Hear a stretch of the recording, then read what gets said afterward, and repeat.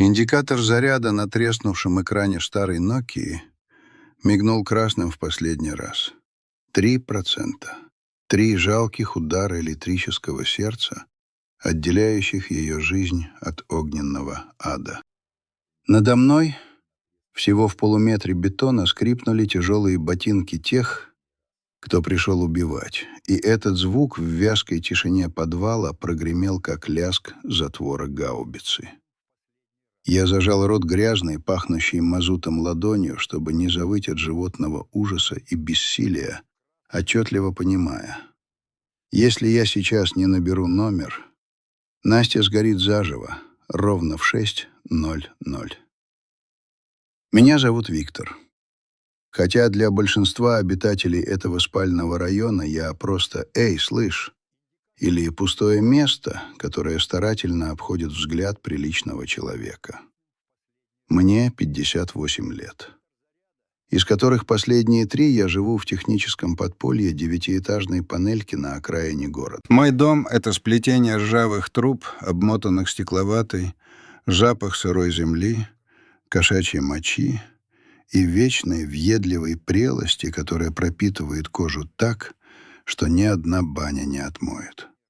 Здесь, внизу, время течет иначе.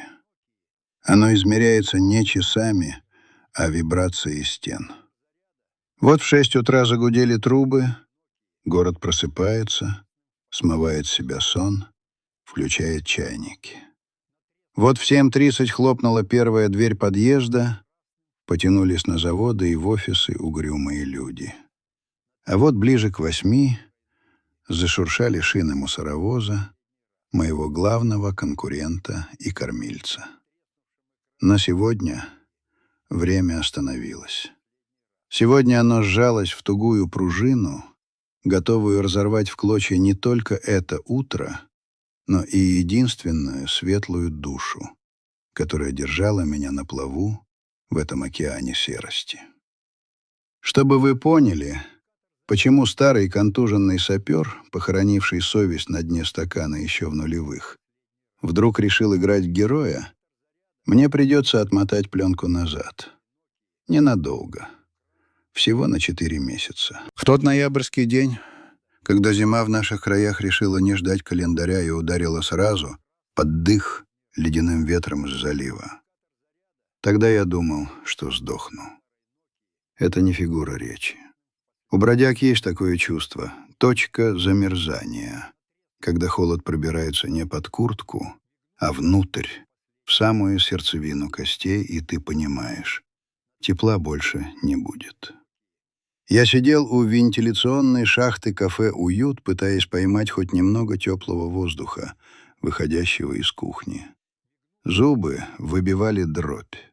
Пальцы на ногах уже давно потеряли чувствительность, превратившись в деревяшки. Я был трезв, и это делало мучения невыносимыми. Алкоголь — плохой друг, но отличная анестезия. А в тот день у меня не было ни копейки даже на фанфурик спирта.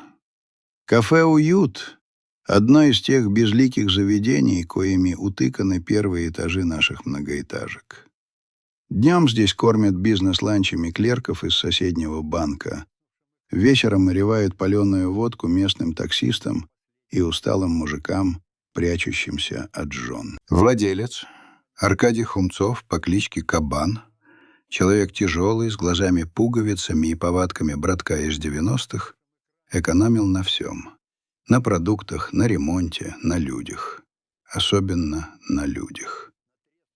Я сидел, уткнувшись носом в колени, и слушал, как желудок скручивается в тугой узел. Голод — это не когда хочется кушать. Голод — это когда твой организм начинает пожирать сам себя. Когда мысли становятся тягучими, как кисель, а перед глазами плывут цветные круги. Задняя дверь кафе, обитая железом, скрипнула. Я вздрогнул, инстинктивно вжимаясь в кирпичную стену. Обычно, если дверь открывалась, оттуда вылетал либо мат повара, либо пинок охранника, либо ведро помоев. Я приготовился бежать, хотя ноги не слушались. Но вместо крика я услышал тихий, почти детский голос. «Дядя, вы живой?» Я поднял голову. В проеме стояла девушка. Совсем молоденькая, лет 25, не больше. Худенькая, в каком-то нелепом, слишком большом для нее фартуке, поверх застиранной водолазки. Лицо бледное, прозрачное, с темными кругами под глазами. Печать хронического недосыпа, которую я научился узнавать безошибочно. В руках она держала дымящийся пластиковый контейнер. «Возьмите». Она протянула мне еду, воровато оглядываясь через плечо вглубь коридора. «Только быстро, если если Аркадий Петрович увидит, он меня убьет». Я смотрел на нее и не мог пошевелиться. Не потому, что замерз, а потому, что за 3 года жизни на улице я отвык, что на меня смотрят так. Не сквозь меня, не с брезгливостью, не со страхом, а с жалостью. С человеческой, мать ее, жалостью. «Берите же». Она сунула контейнер мне в закоченевшие руки. «Там солянка горячая и хлеб». Тепло пластика обожгло ладони. Запах, густой, мясной, с нотками соленых огурцов и лимона, ударил в нос так сильно, что у меня закружилась голова. «Спасибо, дочка», — прохрипел я. Голос сорвался, превратившись в сиплый кашель курильщика. «Дай тебе Бог. Ешьте». Она слабо улыбнулась, и эта улыбка на секунду озарила серый грязный двор. «Меня Настю зовут. Настасья. Завтра приходите в это же время, ладно? Я что-нибудь придумаю». Она исчезла за дверью так же быстро, как и появилась, оставив меня наедине с солянкой и странным чувством в груди, которое я давно забыл. Чувством, что я все еще существую. С того дня это стало нашим ритуалом. Каждое утро, без 15:07, пока город еще спал, а фонари только готовились погаснуть, я приходил к черному входу. Настя выносила мне еду. Иногда это была вчерашняя каша, иногда суп, иногда просто пара черствых булочек, которые не продались. Для меня это был пир, для нее — риск. Я быстро понял, что Настя не просто добрая душа. Она была такой же пленницей обстоятельств, как и я. Только ее клетка была чуть поприличнее моей. Я научился читать по ее лицу. Если веки припухли и глаза красные, значит, опять плакала ночью. Если руки дрожат, когда передает хлеб, значит, мать опять плоха. Анна Сергеевна, мать Насти, была учителем литературы. Интеллигентная женщина, которая всю жизнь сеяла разумное и вечное, а под старость получила инсульт. Паралич левой стороны, потеря речи, полная беспомощность. Настя тянула этот крест одна. Отец сбежал еще 10 лет назад. Растворился на просторах нашей необъятной, оставив им двушку в ипотеке и долги. Я узнавал это по крупицам. Стоя у приоткрытой двери, пока она курила. Да, она начала курить. Дешевые вонючие сигареты, пряча их в рукаве. Мы перебрасывались парой фраз. «Как мама?» — спрашивал я, торопливо проглатывая кусок котлеты. «Плохо, дядь Вить», — вздыхала она, глядя в серое небо. «Вчера скорую опять вызывали. Давление 200. Лекарства нужны импортные, а их сейчас не достать или стоят, как крыло от самолета. А зарплату кабан опять задерживает, говорит, выручки нет, а сам новую тачку жене купил». Я молчал. Что я мог сказать? Чем мог помочь старый бомж, у которого из имущества только драный бушлат до воспоминания о том, как разминировать противотанковую мину ТМ-62? Я мог только слушать. И я слушал. Я стал ее безмолвным исповедником, жилеткой, в которую нельзя поплакаться физически, слишком грязная, но можно вылить душу. Настя работала на износ. Приходила первой в 6 утра, чтобы открыть смену, и уходила последней, часто за полночь, когда кафе закрывалось. Хумцов, этот упырь в кожанке, воспользовался ее безответностью. Он знал, ей некуда идти. С такой анкетой больная мать, отсутствие опыта, неоконченный вуз ее нигде не ждали. Он штрафовал ее за пыль на подоконнике, за кислое лицо, за разбитую чашку. Он орал на нее при клиентах, унижал, наслаждаясь своей маленькой властью. Однажды я увидел это своими глазами. Был февраль.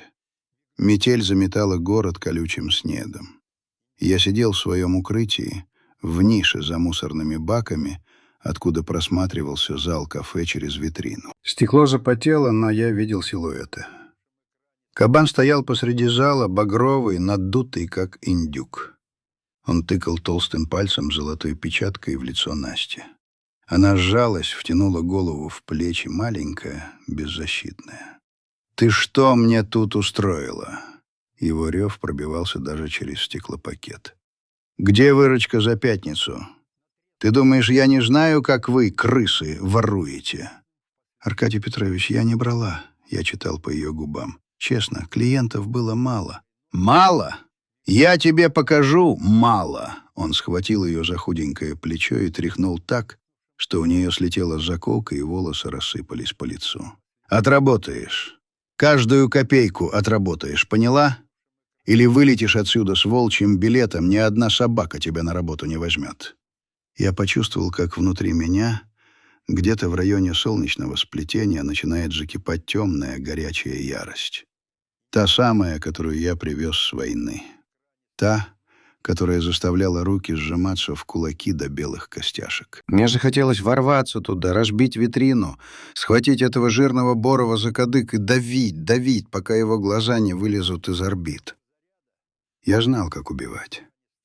Меня учили этому лучшие инструкторы Союза.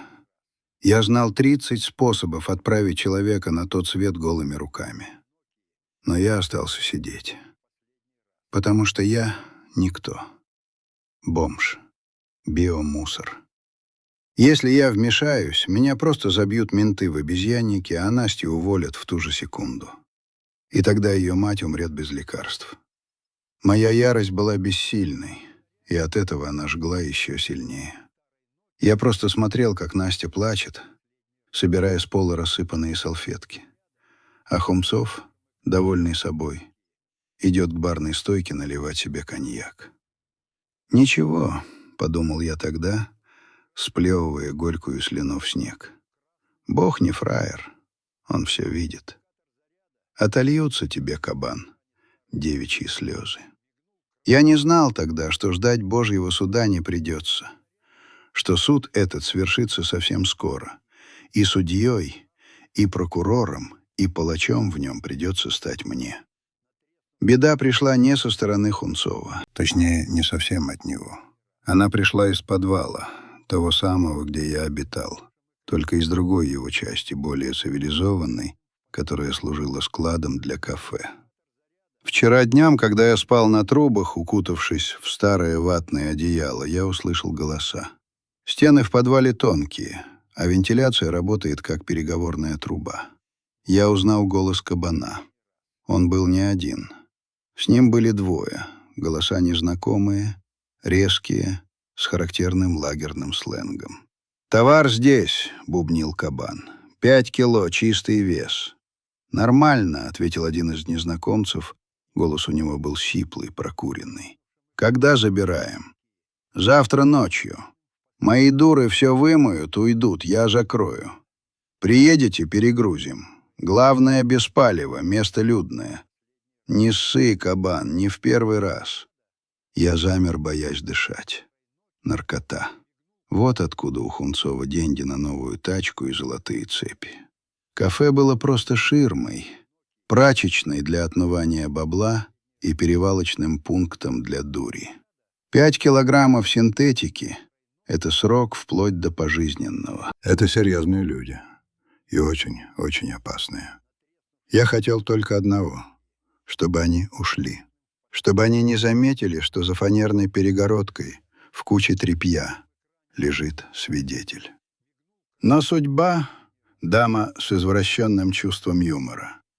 В этот момент заскрипела дверь, ведущая из кафе в склад.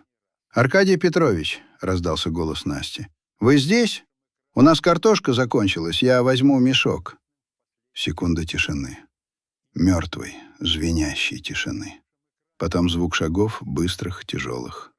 «Ты что здесь делаешь?» Голос Хумцова был тихим, но от этой тишины стыла кровь.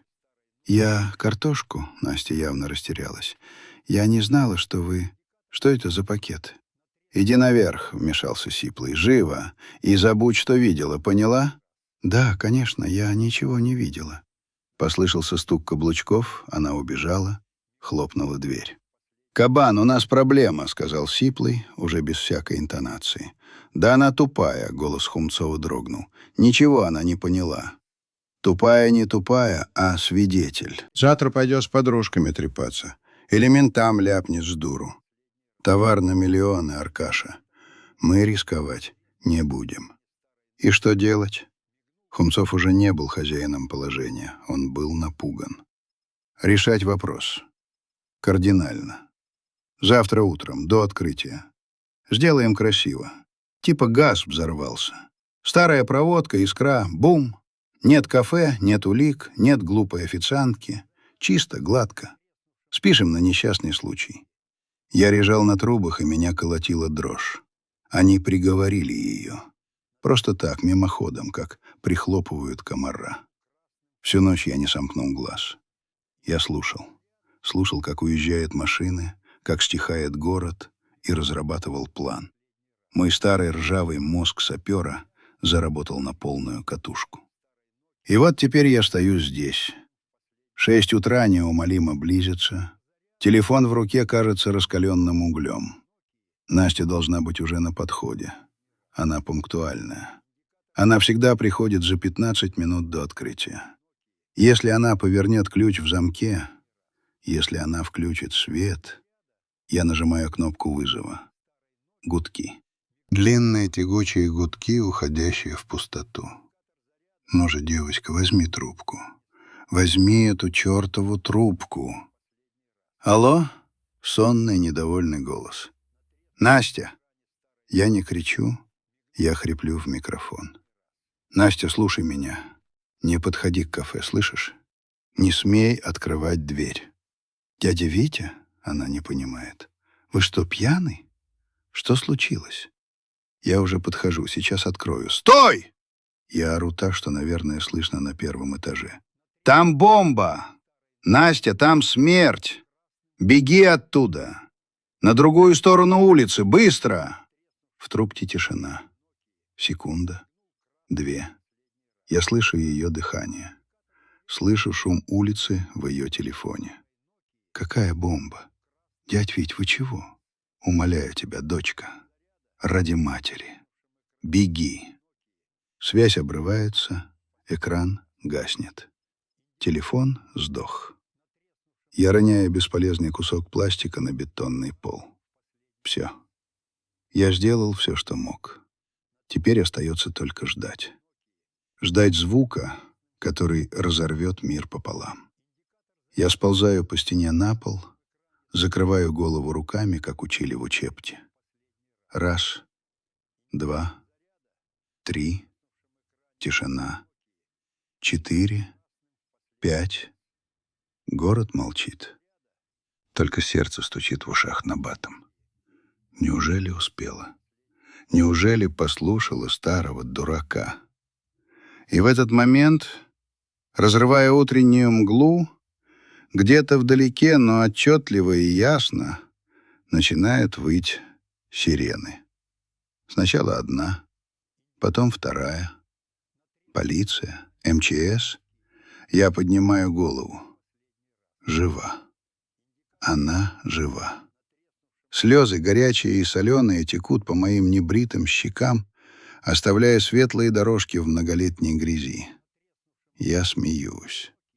Смеюсь беззвучно, сотрясаясь всем телом.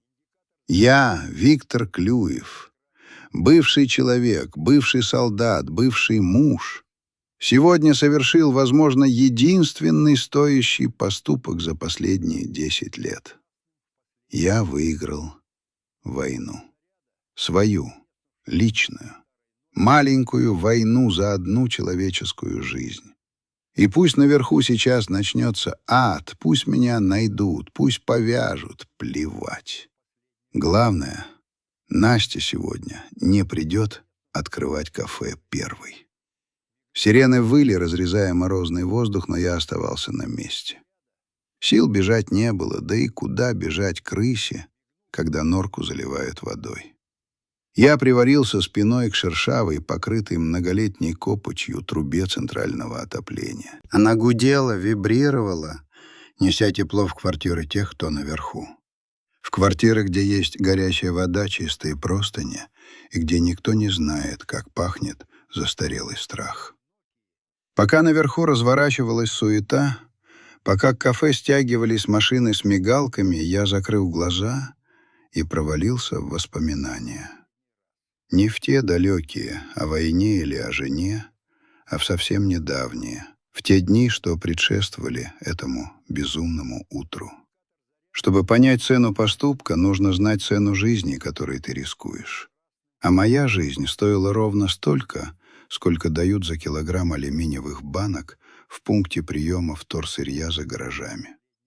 Мое подполье — это государство в государстве. У него свои границы, свои законы и своя валюта. Вход в него через выломанную решетку продуха с северной стороны дома, там, где густо разрослась одичавшая сирень. Для обычного человека это просто дыра в фундаменте, черная и пугающая. Для меня — парадный подъезд. Внутри пахнет сыростью и тем особым сладковатым запахом разложения, который дают подвальные кошки и гниющий мусор. Но если проползти метров 10 на животе, минуя лужи и свисающую с потолка паутину, попадаешь в бойлерную. Здесь сухо, здесь проходят магистрали отопления. Это мои тропики, мой курорт. Я обустроил лёжку по всем правилам фортификации. Снизу деревянные поддоны, утащенные со стройки супермаркета. На них слой картона в полметра толщиной. Картон — лучший теплоизолятор, любой бомж вам скажет. Сверху старый ватный матрас с помойки, прожаренный мною над костром, чтобы выгнать клопов, и гора тряпья. В изголовье мой схрон. Полбутылки спирта для протирки контактов на самый черный день. Ржавый нож, найденный в парке, и стопка книг. Да, книг. Люди выбрасывают удивительные вещи.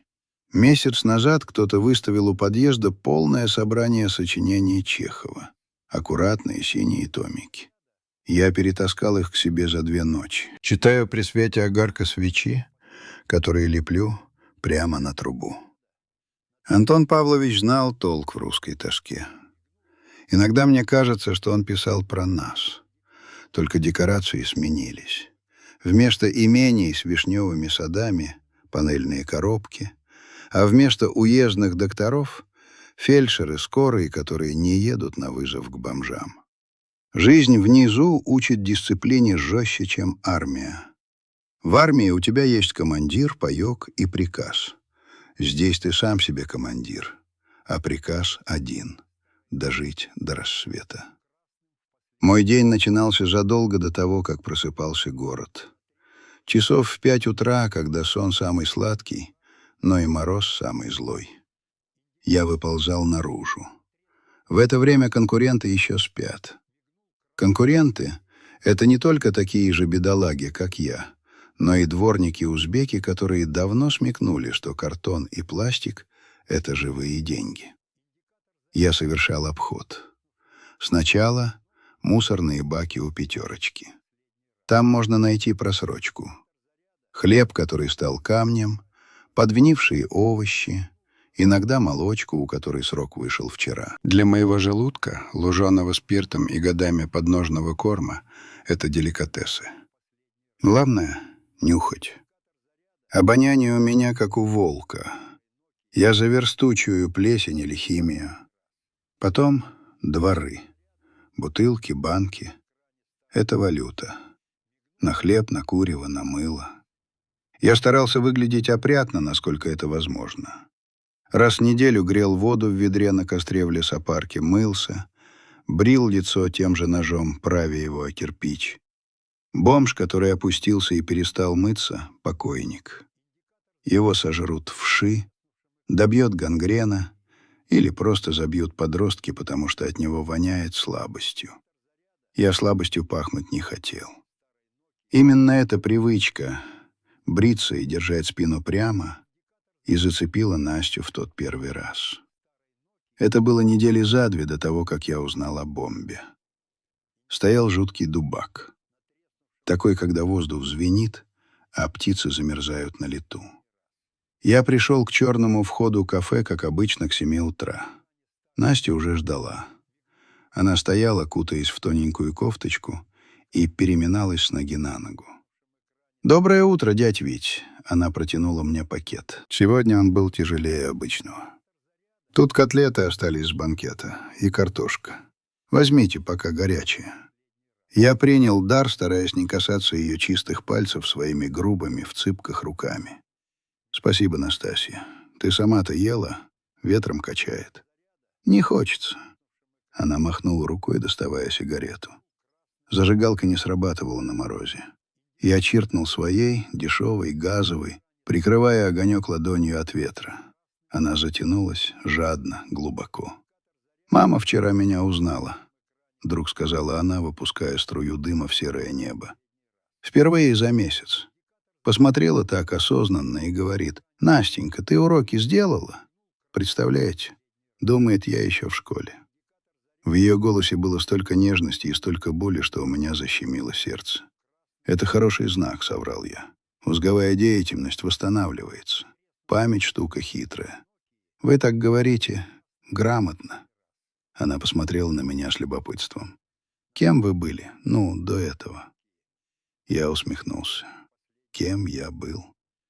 Инженером, Настя. Строил мосты. А потом ломал то, что строили другие.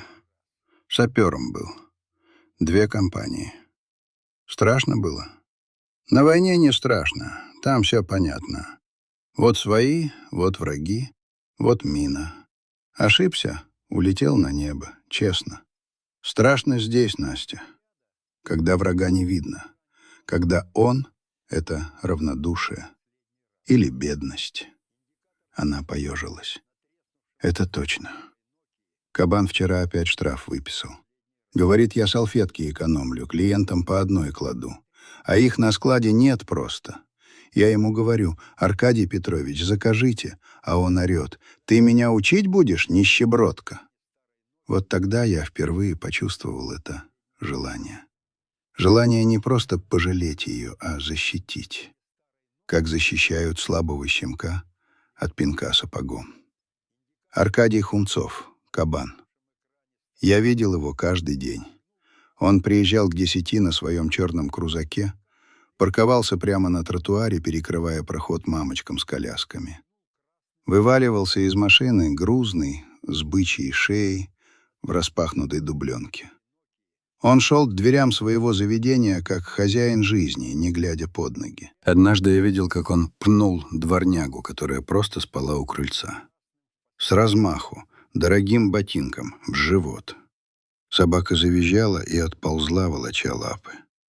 Хумцов даже не остановился, только брезгливо отряхнул штанину.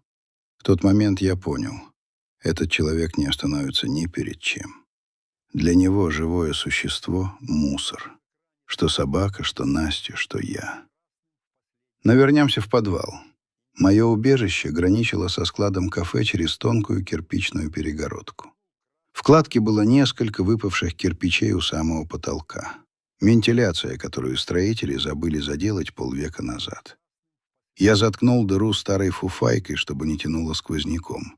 Но если фуфайку вынуть, получалось идеальное окно в мир Хумцова и идеальный слуховой аппарат. Я часто слушал. Не специально. Просто от скуки.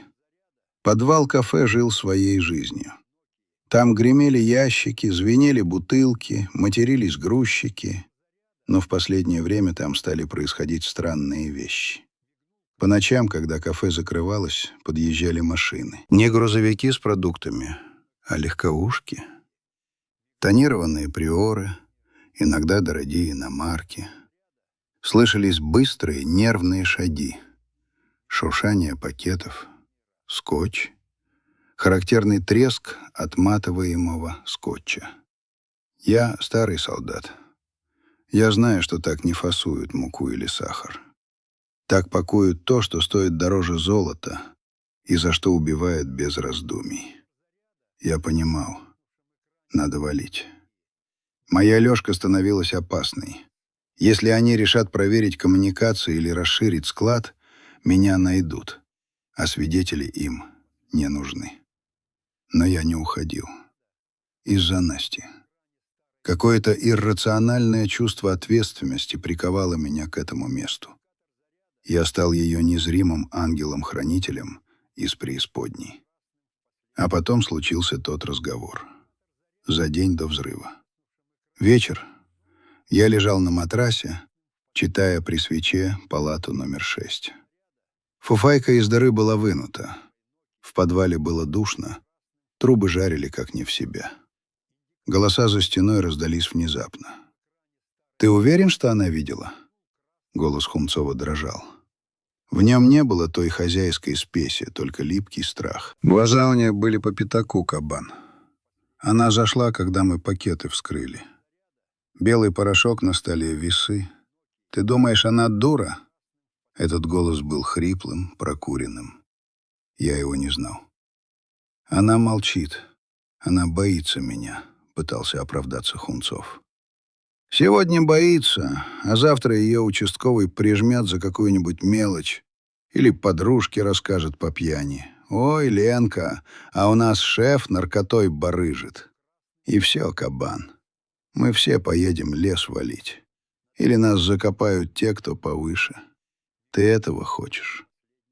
Пауза. Я слышал, как Хунцов тяжело дышит. «Нет, не хочу.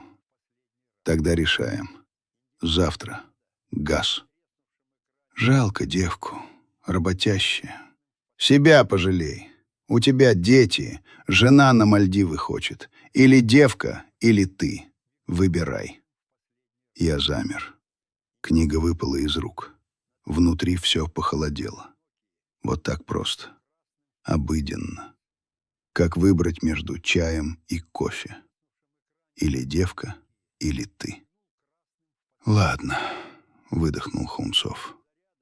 «Как сделаем?» «Утром. Она приходит первая. Свет включает, искра. Мы вентиль на кухне скрутим, шланг подрежем. За ночь наберется достаточно, чтобы разнести эту халупу к чертям. А если не наберется? Тогда поможем. Поставим подарок на дверь. Растяжку на замыкание, простенькую. Откроет дверь, бах, и газа добавит. Будет выглядеть как объемный взрыв. Ты гений, татарин. Я не гений, я практик. Все, пошли, надо подготовить. Они ушли. А я остался лежать в темноте, глядя на мерцающий огарок свечи. В голове билась одна мысль. Не надо спасаться, а как спасти. У меня не было оружия, не было телефона. Тогда он еще был разряжен в 0. Я нашел зарядку только под утро в куче мусора. Чудо, что она подошла. У меня не было прав, я был никем. Но у меня было то, чего не было у них. Я знал этот дом. Я знал каждую трубу, каждый шорох. И я знал, что такое взрыв. Всю ночь я не спал. Я слушал, как они возятся за стеной. Слышал шипение газа. Они реально открутили вентиль. Запах одоранта, этой мерзкой добавки в газ, начал просачиваться даже ко мне сквозь щели. Это было опасно. Любая искра могла отправить на тот свет и меня. Но я не ушел. Я достал свою старую Nokia. Экран был черен. Я начал лихорадочно рыться в своем барахле. Где-то был провод. Где-то был краб. Универсальная зарядка, которую я спаял сам из найденного хлама, чтобы запитываться от провода лампочки в подъезде. Нашел. Подключился к патрону дежурного освещения в коридоре подвала. Рисковал получить током, руки тряслись. Появился значок батарейки. 1%, 2%. Господи, давай быстрее. Время тянулось, как резина. 3 часа ночи, 4, 5. В 5 утра они уехали. Я слышал, как хлопнули двери машин. Газ продолжал шипеть. Концентрация росла. Теперь любое движение внутри кафе — смерть. Я отключил телефон. 5%. Этого хватит. Я должен был позвонить ей. Но номера Насти у меня не было в записной книжке. Я его не записывал. Зачем бомжу номер официантки? Но я помнил его. Однажды месяц назад она диктовала его по громкой связи кому-то из банка, пытаясь отсрочить платеж. Я стоял рядом, мел двор за еду. У меня профессиональная память на цифры. Координаты минных полей я помню до сих пор. 8-912 я набрал номер и нажал вызов. И вот теперь я сижу у трубы. Сирены стихли, слышны голоса. Громкоговоритель. «Всем отойти от здания. Работает газовая служба. Угроза взрыва». Значит, поверили. Значит, оцепили. Я пошевелился. Ноги затекли. Надо выбираться. Если найдут здесь, повесят все на меня. Бомж устроил взрыв. Идеальный козел отпущения. Я собрал свои пожитки. Книги спрятал поглубже под поддон. Нож в карман. Нужно уходить через другой выход. Через слуховое окно в соседнем подъезде. Там узко, придется обдирать бока, но я пролезу. Я полз по трубам, как гигантский паук, стараясь не шуметь. Выбравшись на свет Божий в соседнем дворе, я вдохнул морозный воздух. Он был вкусным. Вкусным, как жизнь. Я обошел дом по широкой дуге и смешался с толпой зевак, которые уже собрались у ленточки оцепления. Там среди людей в халатах, накинутых на пуховики, стояла Настя. Живая, невредимая. Она прижимала телефон к уху и плакала. Рядом с ней суетился полицейский. Что-то записывал. Я надвинул шапку поглубже на глаза. Я не мог подойти к ней сейчас. Не в таком виде. Не при ментах. Но я поймал ее взгляд. Она озиралась. Искала кого-то в толпе. И на секунду наши глаза встретились. Она узнала. Даже сквозь толпу. Сквозь мои лохмотья и 3-дневную щетину. Она дернулась ко мне, но я чуть заметно качнул головой. Не надо. И растворился в толпе, уходя в серые дворы. Война не закончена, Виктор. Ты выиграл бой. Но Хумцов еще на свободе. И он поймет, кто ждал. Он поймет, что утечки информации не могло быть, кроме как из подвала. Теперь я мишень. Но впервые за 3 года я чувствовал себя не дичью, а охотником. Я засунул руки в карманы и пошел навстречу ветру. В кармане, рядом с ножом, лежал коробок спичек. У меня был план. Уходить в никуда — привычное дело для человека, у которого нигде — это адрес прописки. Я петлял по дворам, как заяц, путающий следы. Инстинкт, выработанный годами жизни на улице, вел меня прочь от эпицентра событий. Но разум, жесткий и холодный, уже чертил карту дальнейших действий. Хумцов не идиот. Как только саперы подтвердят наличие растяжки или следы взлома газовой трубы, версия с несчастным случаем рассыплется в прах.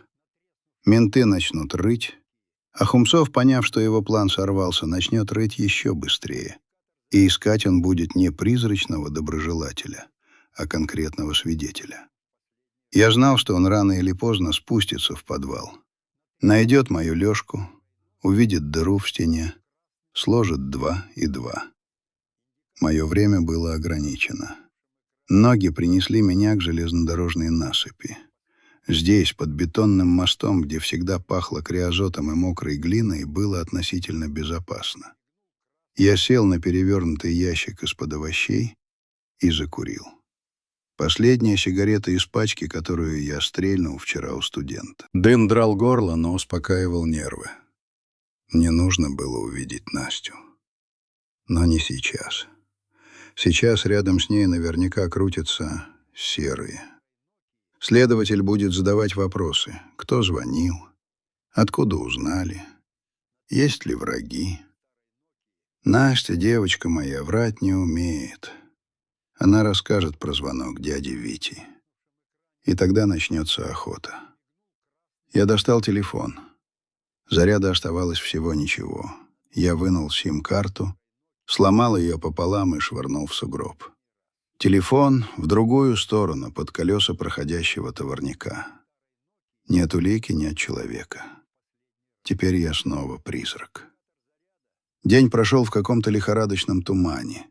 Я мотался по городу, стараясь держаться людных мест, рынков, вокзалов.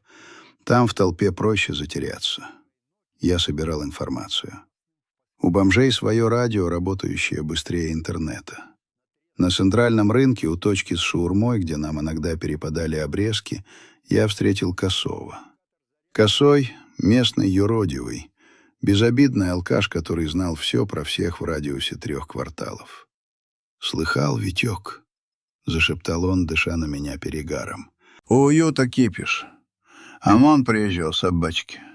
Говорят, теракт предотвратили». «Да ну!» — я изобразил искреннее удивление. «И кого взяли?» «Никого пока, но кабана прессуют. Видели, как его в бобик сажали? Он орал, как резаный, кому-то звонил. А девку ту, официантку, тоже увезли. Но вроде как свидетельницу увезли. Это плохо, но и хорошо. В отделении она в большей безопасности, чем дома. Хумцовские шестерки, татарин и рыжий туда не сунутся. Пока что». К вечеру мороз усилился. Город погрузился в сизую мглу. Фонари зажигались неохотно, мигая желтым светом, выхватывая из темноты сугробы грязного снега. Я понимал, что ночевать в моем подвале нельзя. Туда путь заказан. Пришлось идти в теплотрассу за гаражами в районе Зила. Там обитала стая Петровича, сурового мужика, державшего в кулаке десяток бродяг. Петрович меня уважал за армейское прошлое и за то, что я однажды вправил ему вывихнутое плечо.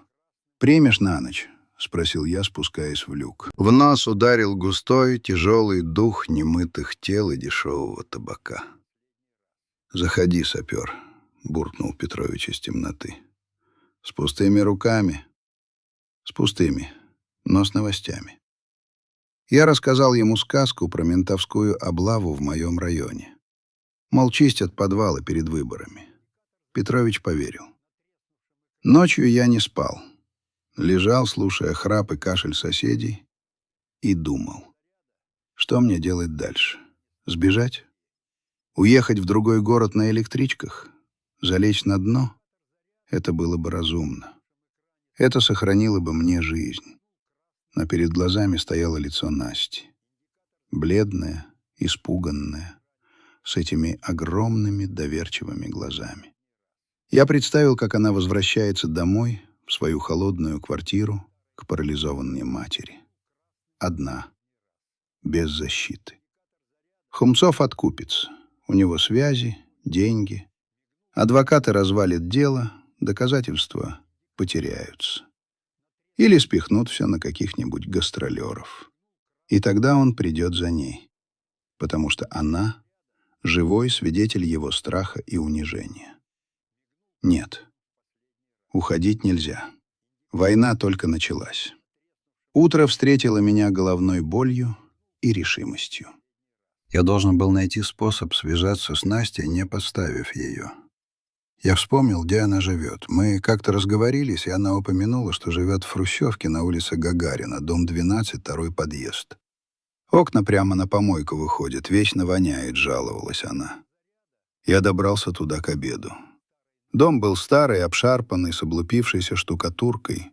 Типичное жилье для тех, кто не вписался в рынок. Я занял позицию на детской площадке в полуразрушенном деревянном доме-ракете. Отсюда был отличный обзор на подъезд. Мороз пробирал до костей, но я терпел. Она вышла часа в 3. с большими сумками. Видимо, в магазин. Выглядела она ужасно. Плечи опущены, походка тяжелая. Оглядывалась по сторонам, как затравленный зверек. Я подождал, пока она отойдет от дома, и двинулся следом. Дистанция 50 метров. Капюшон на глаза, шарф до носа. Просто прохожий, просто тень. Она зашла в аптеку. Я остался ждать у входа, делая вид, что читаю объявление на столбе. Когда она вышла, я шагнул ей наперерез. «Не бойся», — тихо сказал я, не поднимая головы. Она вздрогнула, сумки чуть не выпали из рук. «Дядя Витя?» — прошептала она. «Господи, вы живой? Тише, нас могут видеть. Иди за угол к мусорным бакам, там поговорим». Мы зашли за угол кирпичной пятиэтажки. Здесь, среди переполненных контейнеров, было безлюдно. Настя вдруг бросила сумки прямо в снег и кинулась мне на шею. Она обняла меня, грязного, вонючего бомжа, и заплакала. Ее слезы были горячими, они прожигали мою куртку насквозь. Я стоял столбом, боясь пошевелиться, боясь испачкать ее, и только неуклюже похлопывал ее по спине закорузлой ладонью. «Ну все, живая же. Это вы позвонили», — всхлипывала она. «Полиция сказала, там была растяжка, граната F1 на двери. Если бы я открыла...» «Знаю, Настя, знаю». Она отстранилась, глядя мне в лицо. «Откуда? Откуда вы знали?» «Я слышал их. Я жил в подвале под складом. Слышал, как Хумцов сговаривался с бандитами. Кабан». Она побледнела еще сильнее. «Его выпустили, дядя Витя. Сегодня утром. Под подписку». Следователь сказал, улик прямых нет, только косвенные. Адвокат приехал, бумагами затряс. А мне сказали, сиди тихо, если что, звони. Я стиснул зубы так, что они скрипнули. Выпустили, твари. Он знает, что ты жива, и он знает, что кто-то его сдал. Он приходил ко мне. Час назад. Звонил в дверь, я не открыла. Он стоял там минут 10, дышал в глазок, потом сказал, «Я знаю, что ты там, сука. Ты мне за все заплатишь». Меня накрыла волна ледяной ярости. Он пришел к ней домой. Угрожал. «Слушай меня внимательно, Настя». Я взял ее за плечи и встряхнул. «Тебе нельзя там оставаться. Сегодня же забирай мать и уезжай. К тетке, к подруге, на дачу, куда угодно». «Куда я поеду?» Она безнадежно покачала головой. «Мама лежачая. У меня денег 300 рублей до зарплаты. И той не будет, кафе опечатано. Нам некуда бежать, дядя Витя. Мы в ловушке. В ловушке. Две беззащитные женщины против бандита и коррумпированной системы. И между ними только я. Старый, списанный в утиль солдат. «Хорошо», — сказал я. Мозг работал четко, как часовой механизм взрывателя. «Выезжать некуда, значит, будем обороняться». «Как?» Она смотрела на меня с надеждой, от которой мне стало страшно. Она верила в меня. Верила, что я, бомж, могу что-то сделать. «У тебя есть ключи от подвала твоего дома?» «Нет, но у бабы Вали, соседки с первого этажа, есть». «Достань их. Скажи, кошка убежала. И еще, мне нужно помыться. И одежда любая. Хоть дедова, хоть отцова. Есть что-нибудь?» Она задумалась. «Отцовские вещи, они в шкафу. Мама не разрешала выбрасывать. Старый свитер, брюки, бушлат железнодорожный. Отлично, слушай план. Сейчас идешь домой. Запираешься на все замки. Никому не открываешь, даже ментам, если без ордера. Вечером, как стемнеет, в 10 ровно, я буду у твоего подъезда. Скинешь мне ключи от подвала и пакет с одеждой в форточку, поняла? А вы? Где вы будете? Я буду рядом. Я буду твоим часовым, Настя. Никто к тебе не войдет, я тебе обещаю». Она кивнула, вытирая слезы. В глазах появился какой-то блеск. Не страха, а решимость. «Спасибо вам. Иди и не оглядывайся». Я проводил ее взглядом до подъезда. Убедился, что дверь захлопнулась. Потом вернулся на свой наблюдательный пост в ракету. Ночь обещала быть долгой. Я знал, что Хумцов не успокоится. Он загнан в угол. У него наркотрафик, который накрылся, долги перед партнерами. Бандиты не прощают потери товара и денег. И маячит срок. Ему нужно убрать свидетеля. Он в панике, а паника делает человека опасным и непредсказуемым. Он придет сегодня. Или пошлет своих псов. Я сидел в темноте, сжимая в кармане рукоять ножа. Это было смешно — идти с ножом на людей, у которых наверняка есть стволы. Но у меня было преимущество. Я терять нечего, а им есть. Я вспомнил Чечню, высоту 776. Мы тогда тоже были в меньшинстве, но мы держались, потому что за нами была правда. Сейчас моей правдой была эта обшарпанная хрущевка и девчонка, которая однажды поделилась со мной супом. К 10 вечера двор опустел. Окна гасли одно за другим. В окне Насти на 2-м этаже горел тусклый свет ночника. В 22:00 форточка открылась. Вниз полетел черный пакет. Он плюхнулся в сугроб с глухим звуком. Я подождал 5 минут. Тихо. Никого. Перебежками добрался до пакета. Схватил и нырнул в тень под козырек подъезда. В пакете были вещи. Свитер грубой вязки, пахнущий нафталином и старым табаком. Ватные штаны, теплые носки и, о чудо, старые зимние ботинки на меху. Пусть стоптанные, но целые. И буханка хлеба с куском колбасы. Я переодевался прямо в подвале ее дома. Это был обычный, засранный подвал, не чета моему бункеру, но здесь было тепло. Ощущение чистой, относительно, одежды на теле придало сил. Я почувствовал себя человеком. Я больше не бомж, Витя. Я Виктор Сергеевич Клюев, старший сержант запаса. И я на посту. Я нашел удобную позицию у окошка подвала, выходящего прямо на входную дверь подъезда. Выбил мутное стекло, затянул проем куском найденной тряпки, оставив щель для наблюдения. Теперь любой, кто захочет войти в подъезд, будет у меня как на ладони. Часы пробили полночь. Тишина. 1:00 ночи.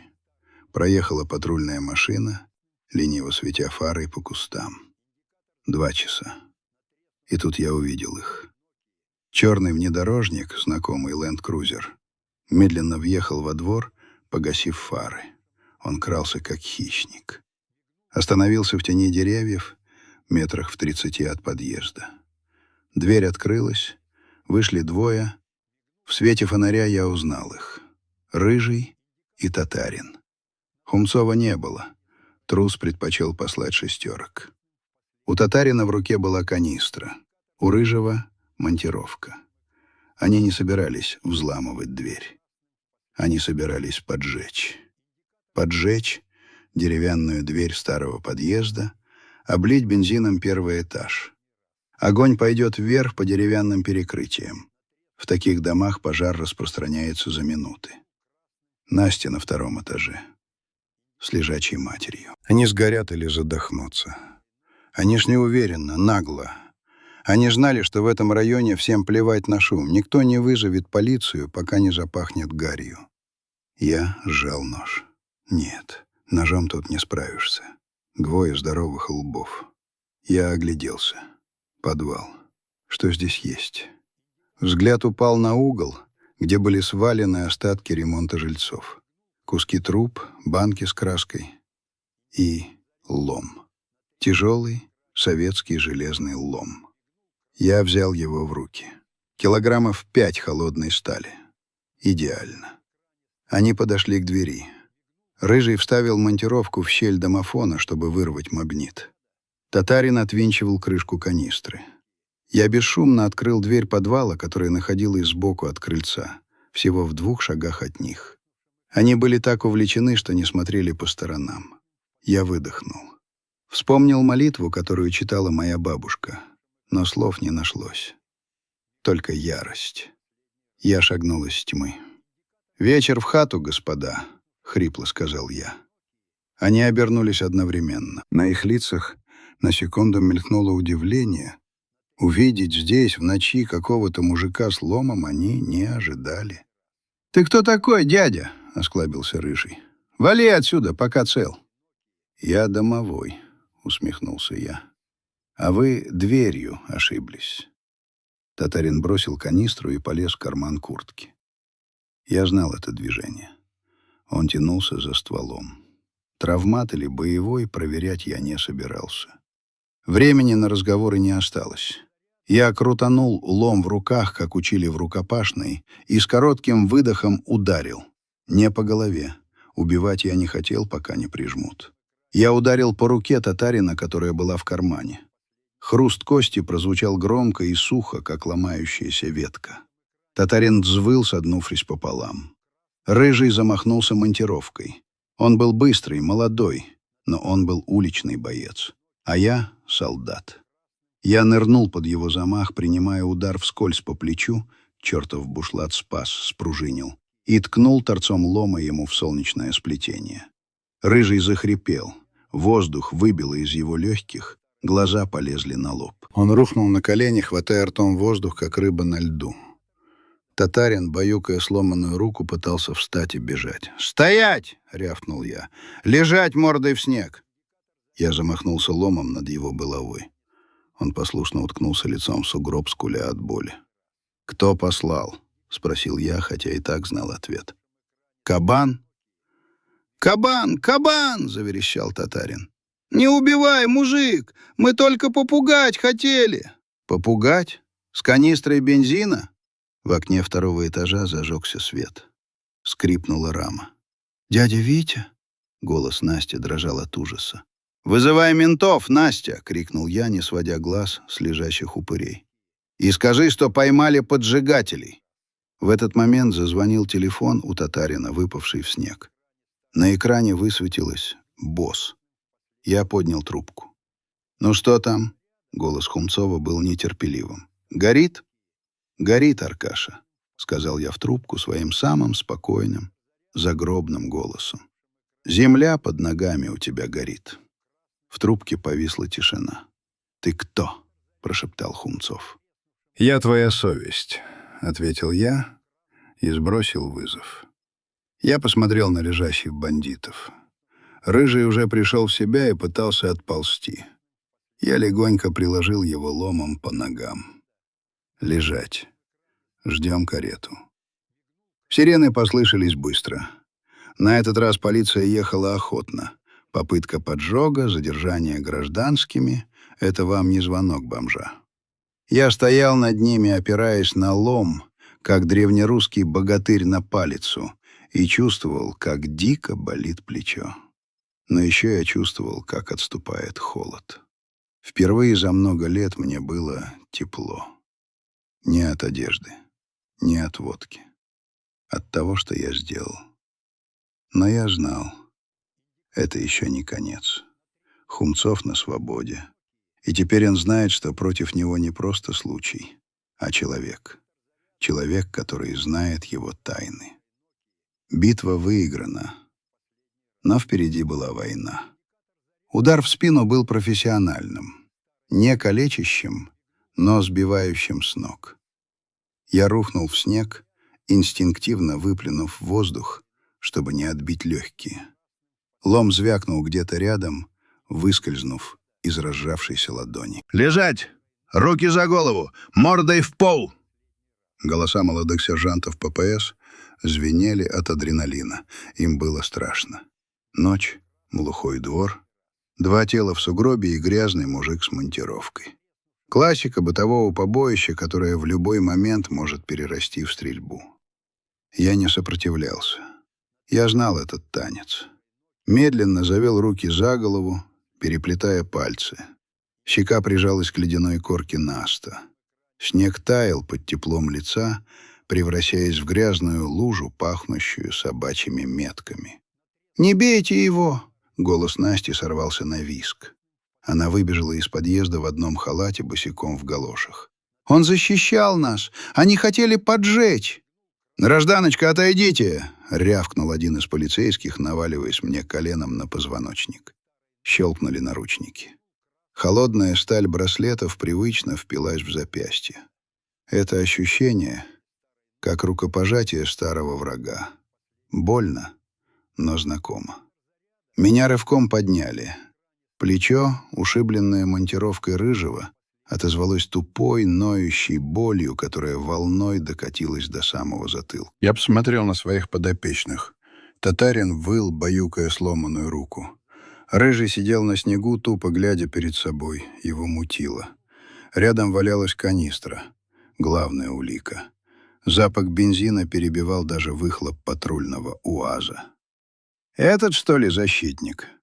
Старший наряда, прапорщик с красным, обветренным лицом, посветил мне фонариком глаза. «Фу, бля! Ну и духан! Ты кто, воин?» «Клюев Виктор Сергеевич», — ответил я четко, глядя поверх луча света. 1967 года рождения. Бомж. «Бомж-каратист», — хмыкнул прапорщик. «2 лбов уложил. Чем бил?» «Ломом. Вон лежит. Самооборона и пресечение тяжкого преступления. Статья 37 УК РФ». Прапорщик удивленно присвистнул. «Грамотный. Ладно, грузите всех, разберемся в отделе. Девку тоже на освидетельствование и допрос». «Она свидетель!» — крикнул я, когда меня толкали к Бобику. «Ей охрана нужна. Разберемся», — сказал. «Пни его, Серега, чтоб быстрее лез». Обезьянник в районном ОВД мало чем изменился с советских времен. Те же крашеные масляной краской стены цвета безнадежности, грязно-зеленые снизу, грязно-белые сверху. Тот же запах хлорки, въевшегося табака и человеческого горя. Меня кинули в стакан, одиночную камеру предварительного задержания. Сказали: «Сиди тихо, Рэмбо». Я сел на деревянную лавку, отполированную тысячами задниц таких же бедолаг. Плечо пульсировало. Адреналин схлынул, оставив после себя свинцовую усталость и дикий нечеловеческий голод. Я не ел почти сутки, если не считать куска хлеба из пакета Насти. Время в камере тянется, как резиновый жгут. Ты слышишь все, что происходит в дежурке. Звонки телефонов, мат, пьяные вопли кого-то, кого притащили с улицы, стук печати. Это симфония системы. Машины, которая перемалывает людей в бумажную пыль протоколов. Я закрыл глаза и стал ждать. Я знал, что меня будут мариновать. Это старый ментовский трюк — дать клиенту дойти до кондиции, проголодаться, захотеть в туалет, потерять волю. Но они не знали, с кем связались. Я мог сидеть неподвижно сутками. Сапер учится терпению раньше, чем учится ходить. Вызвали меня только под утро. Кабинет следователя был прокурен так, что хоть топор вешай. За столом, заваленным папками с делами, сидел грузный мужчина лет 45. Расстегнутый ворот форменной рубашки, галстук сбился на бок, под глазами мешки, в которых можно хранить картошку. «Капитан Савельев». Я прочитал табличку на двери. Он не смотрел на меня. Писал что-то, яростно черкая дешевой ручкой по бумаге. Я стоял у двери, переминаясь с ноги на ногу. Наручники с меня сняли, но посадили на стул, привинченный к полу. Наконец он поднял голову. Взгляд у него был тяжелый, мутный, как вода в осенние лужи.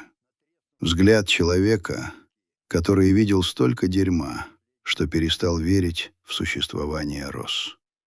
«Ну, рассказывай, Клюев», — сказал он без предисловий, закуривая очередную сигарету. «Как докатился до жизни такой? И зачем пацанам кости переломал?»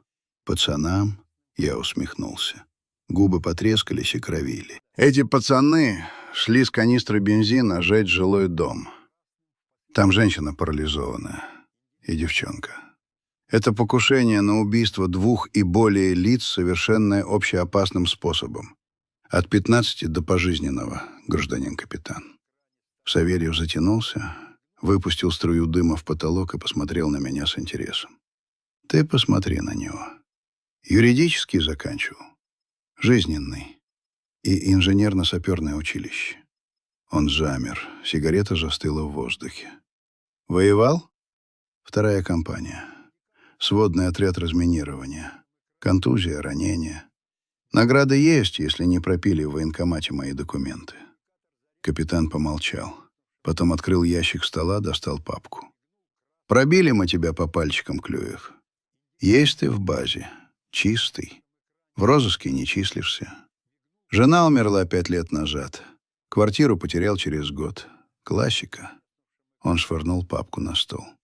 А теперь слушай меня, сапер. Те 2, которых ты приголубил, это торпеды местные. 6.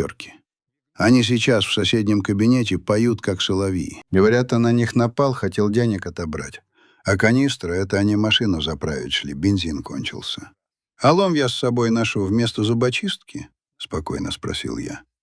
И дверь подъезда они магнитом вырывали, чтобы вежливо постучать. «Лом — твой аргумент, да, а вот магнит...» — Савельев потер переносицу. «Есть запись с камеры домофона соседнего подъезда. Качество дерьмо, но видно, как они ковыряются. Плюс твоя девчонка, Журавлева. Она показания дала. Жесткие. Про наркоту, про угрозы Хумцова, про вчерашний звонок с бомбой. При упоминании Хумцова лицо капитана скривилось, будто он лимон съел. «Хумцов — фигура», — процедил он. «Депутат районного собрания, меценат хренов. У него подвязки в прокуратуре. Знаешь, сколько раз на него дела заводили? 3. И все развалились». «В этот раз не развалится», — сказал я твердо.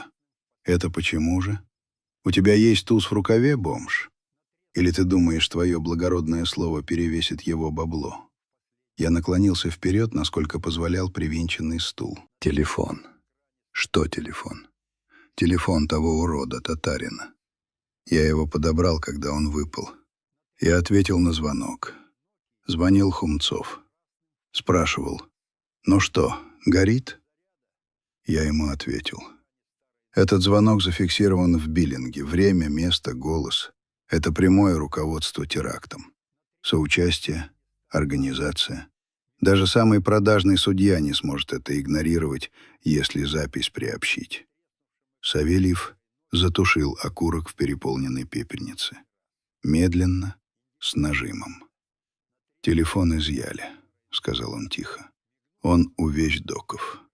Если то, что ты говоришь, правда, правда. Проверьте журнал звонков. Входящий в 2:15 ночи. Контакт — босс». Капитан встал, подошел к окну. За грязным стеклом занимался серый, мучительный рассвет. «Если я дам этому ход, Клюев, начнется война. Не твоя окопная, а кабинетная. Меня сожрут. Хумцов позвонит наверх, приедут важняки из главка, заберут дело, и оно потеряется. А тебя найдут в камере, повешенным на собственной рубахе. Совесть замучила». Он повернулся ко мне. В его глазах я увидел не страх, а усталость человека, который хочет поступить правильно, но забыл, как это делается. «Зачем тебе это, Витя? Ты же никто. Ты мог уйти, уехать, раствориться». «Я не никто», — сказал я, глядя ему прямо в глаза. «Я русский офицер, пусть и бывший. И я не воюю с бабами. Я своих не бросаю. А Настя, она теперь моя, как дочь. Если я ее сдам, я сдохну. Не физически, капитан. Внутри сдохну. А там уже и так мало живого осталось». Савельев долго смотрел на меня. Потом выругался смачно по-русски в 3 этажа. Подошел к сейфу, достал бутылку водки и 2 граненых стакана. Плеснул в оба. «Не по уставу», — буркнул он. «Но нервы ни к черту. Будешь?» Я в завязке. Уважаю. Он выпил залпом, занюхал рукавом. Ладно, сапер, хрен с ними, с погонами, задолбало. Этот Хумцов мне самому поперек горла стоит. Торгует смертью в моем районе, а я должен ему честь отдавать. Нет. Он схватил телефон внутренней связи. «Дежурный, приведи ко мне эксперта, срочно. И чтоб телефон из вещдоков принес, тот, черный, разбитый. И скажи там, пусть Журавлёва не упускают пока, но чаю ей налейте и бутерброд дайте. Она не подозреваемая, она потерпевшая». Положив трубку, он сел за стол и посмотрел на меня уже по-другому, как на сообщника.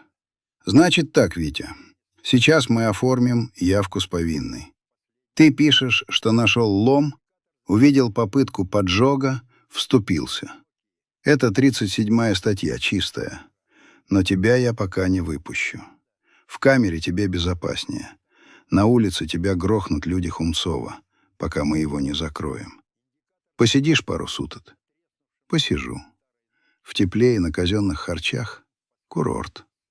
2 суток в ВВС прошли как в санатории. Меня кормили баландой, которая после помоечной диеты казалась амброзией. Я спал на нарах, и никто не пытался меня убить. Но новости просачивались. Тюремный телеграф работает исправно. К вечеру 2-го дня конвоир, молодой парень, шепнул мне через кормушку: «Слышь, дед, там кипиш по твоему делу. Кабана взяли. Прямо в ресторане, мордой в салат». ОМОН работал. Говорят, запись разговора всплыла в интернете, кто-то слил. Я улыбнулся в темноту камеры. Савельев. Старый лис.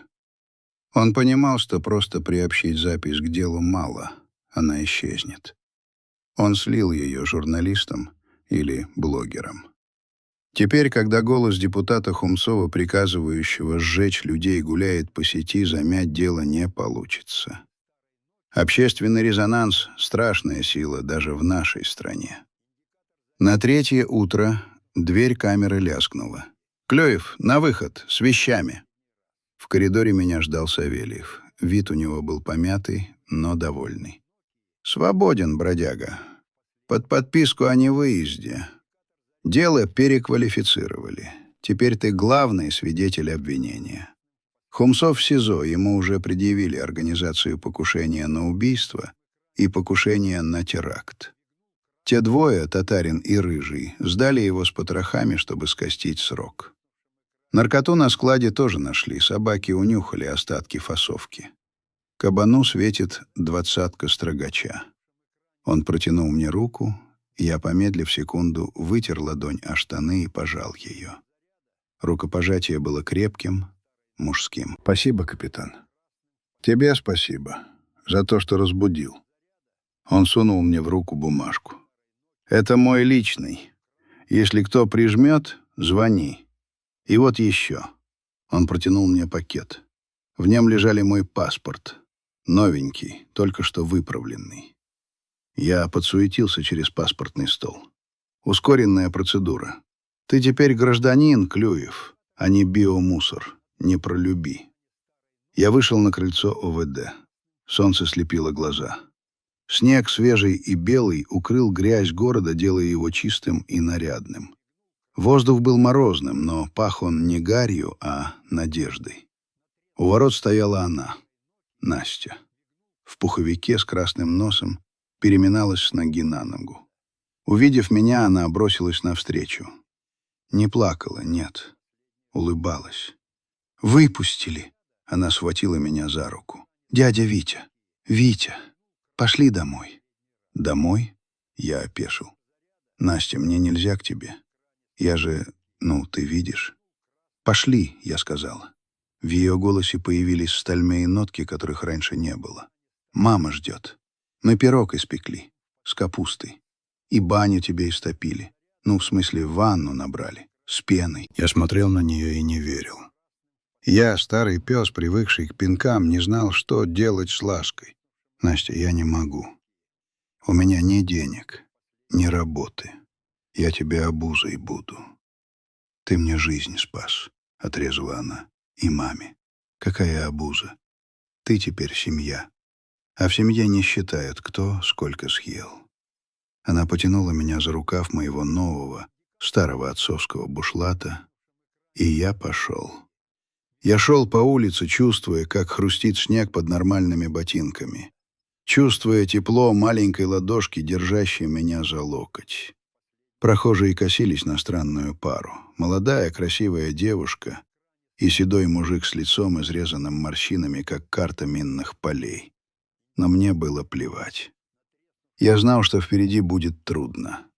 Мне придется заново учиться жить в мире людей, искать работу. Кому нужен сторож-инвалид? Восстанавливать навыки общения, бороться с призраками прошлого, которые приходят по ночам. Но главное я уже сделал. Я разминировал свою жизнь. Бомба, которая тикала внутри меня все эти годы, бомба одиночества и ненужности, была обезврежена. Мы свернули во двор, тот самый, где 3 дня назад я стоял с ломом. Окна Настиной квартиры светились теплым желтым светом. Там ждал чай, там ждал пирог, там ждала жизнь. «Знаешь, Витя», — сказала вдруг Настя, когда мы подошли к подъезду, «а Хумцова, говорят, жена бросила. Сразу, как узнала. И счета арестовали». «Бог не фраер», — повторил я свою любимую присказку. «Он все видит». Мы вошли в подъезд. Дверь захлопнулась, отрезая нас от холода и тьмы. Доводчик тихо зашипел, словно выдыхая. «Все, все, все». Я поднялся на 2-й этаж, и впервые за много лет я не чувствовал запаха подвала. Пахло жареной капустой и сдобой. Я был дома. Эпилог. Полгода спустя. Снег сошел, обнажив черный асфальт, потом высохли лужи, и город накрыло пыльным, зеленым маем. Я сижу на скамейке в парке. На мне чистая рубашка, выглаженная Настей. Я теперь работаю, не поверите, в школе, завхозом. Директор, старая жакалка, посмотрел на мои руки, потом военный билет и сказал: «Пьешь?» «Нет». «Руки откуда надо?» «Из плеч». «Принят». Зарплата небольшая, но нам хватает. Настя устроилась администратором в салон красоты. У нее талант ладить с людьми, она расцвела. Щеки розовые, глаза сияют. Мама ее, Анна Сергеевна, потихоньку начала говорить. Мы с ней по вечерам читаем вслух. Я читаю, она слушает и кивает. Иногда поправляет ударение. Учительница же. Вчера был суд. Хумцову дали 18 лет. Строгого режима. Когда зачитывали приговор, он плакал. Не от раскаяния, от жалости к себе. Я смотрел на него из зала и не чувствовал ничего. Ни злорадства, ни ненависти. Он был для меня пустым местом, отработанным материалом. Я достал из кармана пачку сигарет, повертел в руках и спрятал обратно. Бросаю. Настя ругается, говорит, кашель у меня плохой. Надо слушаться. Она теперь главная. Я посмотрел на небо. Оно было высоким, синим, бесконечным. Где-то там летел самолет, оставляя белый след. Жизнь штука сложная.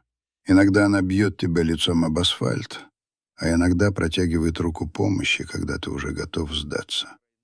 Главное — вовремя эту руку заметить и не отпускать. «Дядя Витя! Вить!» Настя махала мне рукой с аллеи, держа в руках 2 стаканчика с мороженым. «Иди скорее, растает!» Я встал, расправил плечи, спина почти не болит, и пошел к ней, к моей дочке, к моей спасенной душе. Я иду, и я живой.